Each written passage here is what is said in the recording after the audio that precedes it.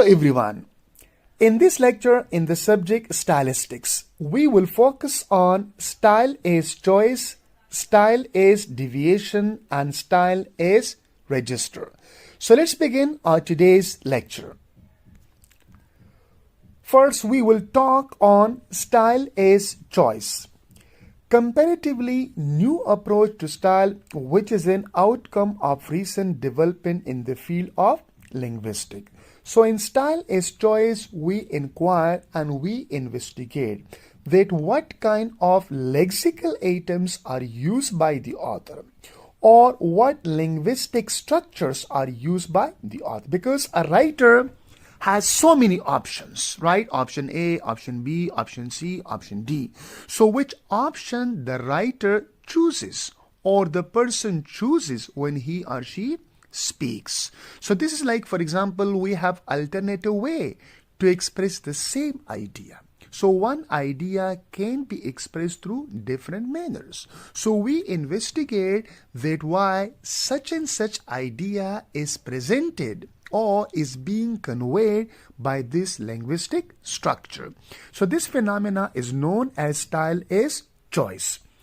It is based on the postulation that all natural languages have certain sets of alternative expression, because one idea is expressed through alternative ways, through different ways. As I told you in my previous lecture, if I say that I teach stylistics, so I can say that stylistics is taught by me, right? Or if I say that I am a teacher and I teach stylistics, I am a teacher, I teach stylistics.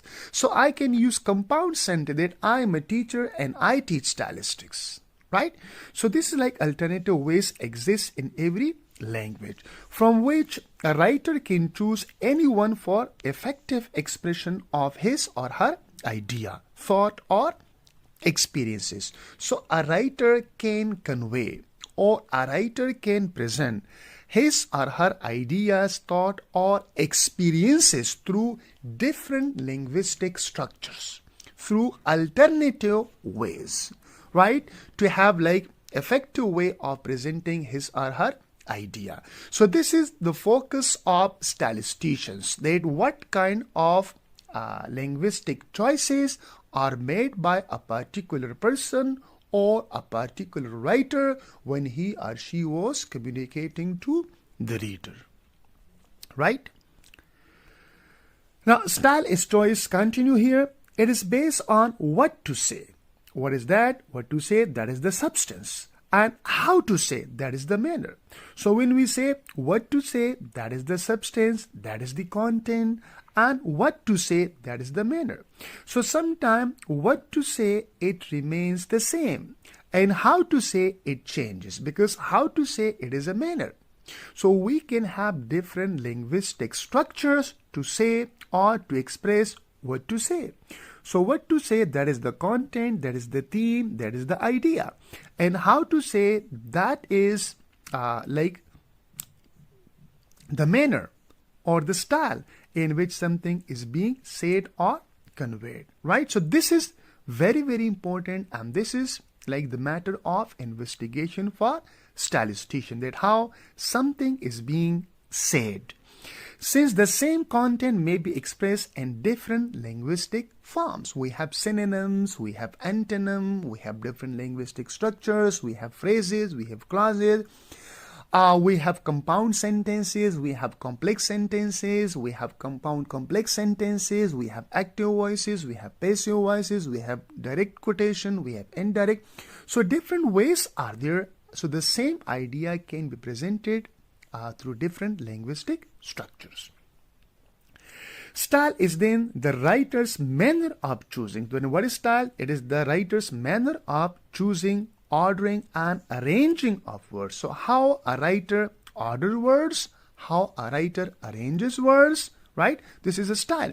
But of course, when one asks on what ground criterion words are chosen in order, this is a very complex question.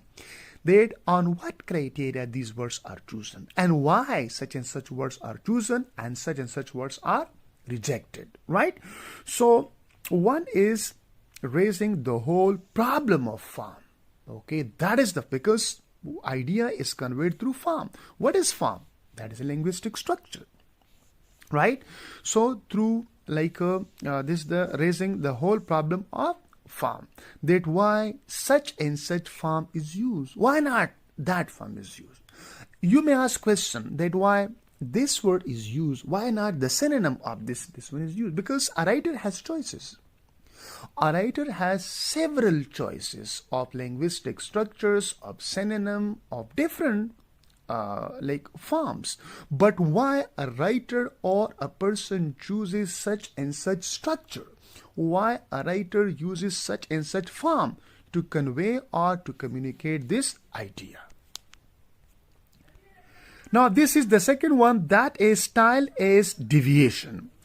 Now, the exponent of this view characterize style as deviation or departure from the norms, right? So sometime a writer departures or deviates from the existing norms and rules of a language. This is called deviation, because we have rules. How do we construct a clause? How do we construct a sentence? How we construct a phrase in English, right? Where do we put a determiner? Where do we put adjective? Where do we put noun, adjective, verb? We have a structure of a sentence in English: subject, verb, object, subject, verb, and subject, verb, object plus object, subject, verb, a complement, right? And similarly, that most often we use the article the before the noun, right? Or before adjective plus noun. So this is a rule, right? So we have phrase rule, we have sentence rule, and we have clause rule. But the writers, and particularly the poets, deviate from the existing rules of language. So this is called the deviation. So the exponent of this view characterize style as a deviation or departure from the norm. The norm is constituted by totality of particular language system. We continue here with style as deviation. Now, the Prague school hold that language of literature, poetic language, is different or distinct from the standard language, and it's being deviant. So the Prague school of linguistics, they hold an idea that poetic language is different or is distinct from standard language, and it's being deviant. So poetic language is deviant, it is deviated, and normal language or standard language, it is not. For example, I'm delivering my lecture, so I cannot deviate. But when we come to poetry or the language of literature, then that is deviated. This is the view held by Prague School of Linguistics. Now, the distinctiveness of poetic language is characterized by the deliberate alternation of the norm of standard language. So this deviation, it occurs or it happens deliberately. You can see here that there is deliberate alternations of the norms of standard language. Such deliberation in many cases amount to rule breaking. So these deliberate deviation happens, or they happens to break the rules. What are the rules? The rules of a language, how a language is used. So in standard language we use one kind of language, and the poetic language or language of literature then is different, because their rules are broken by the writers and particularly by the poets. Style as deviation continue here once again. So deviation in poetic language is necessary because the ordinary language fails to capture the real mood and feeling of a creative writer. So because normal language or standard language, it fails to catch the mood and feeling of creative writer. That's why it is necessary, particularly in poetry, that the poet deviates from the existing norms and rules of a language. So the distinct function of poetry, according to this theory, consists in achieving maximum foregrounding or by violating the norms of ordinary language. So why this deviation occurs, or why the writers or the poets deviate. They deviate because to foreground an idea, to bring forth idea in the front of the reader. So ideas are foregrounding with the help of deviation. A deviant form is used. What is a deviant form? For example, somewhere the article may not be needed and they need, or somewhere we have a structure that is subject, verb, object, but they will use first object and then subject and then verb. This is deviant form, right?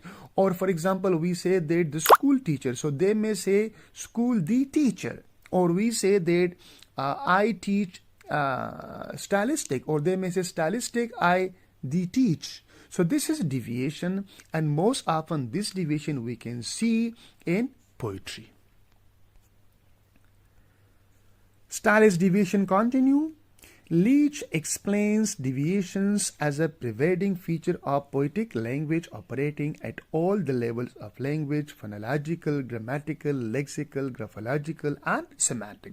So we can find deviation at all levels: phonological level and sound system, and grammatical deviations like morpheme, morphology, lexical, words, graphological, the way words are printed on the page, and semantic, the meanings are conveyed. So deviation occurs at these all levels according to Leach. It's very important according to Leach. Okay, in poetry we have deviation. In addition to these, his range of deviation also includes the deviation of dialect, registers, and historical. So deviation can occur historically or the period, and deviation can occur in registers and also in dialect. This view of style as deviation does not reflect a very general aspect of poetic language. Rather, it attaches to essential value to departure from the norm as the nature of poetry, because poets have got poetic license and they can deviate and they can break the rules of a language. Here we have the final one, that is style as register. Now, changing any variable results in a change of register. So when we change variable, it results in change of register. We use different registers throughout a normal day in different contexts: formal, informal, and so on. It depends, okay, that what kind of people we are meeting. If you are meeting your teachers, so you will use a formal language. If you are meeting your friends, you will use informal language. So we use different registers throughout a normal day in different contexts. Okay, whoever you come across, your teacher, your friend, your parents, right? And you are in the market, you are in the bus, you're in cafeteria. So wherever you are, you change register, right? And so on, which are also known as styles.